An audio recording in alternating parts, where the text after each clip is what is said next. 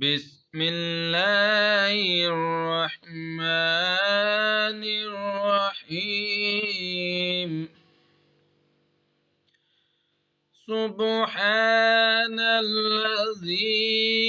أسرى بعبده ليلا من المسجد الحرام إلى المسجد الأقصى الذي باركنا حوله لنريه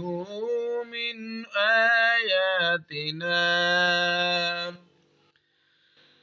إنه هو السميع البصير وآتينا موسى الكتاب وجعلناه هدى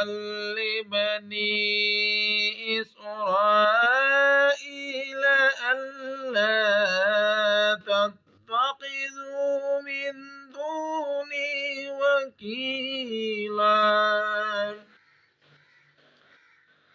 ذرية من حملنا مع نوح إنه كان عبدا شكورا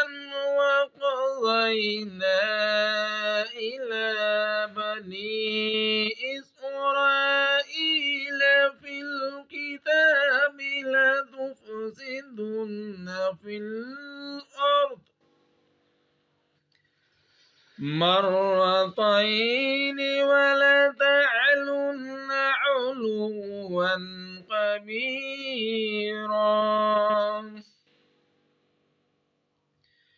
فإذا جاء وعد أولاهما بعثنا عليكم عبادا لنا أولي بأس شديد فجاسوا خلال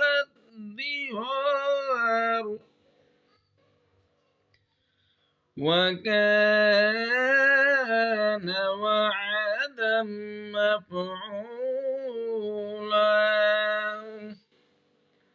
صدق الله العظيم.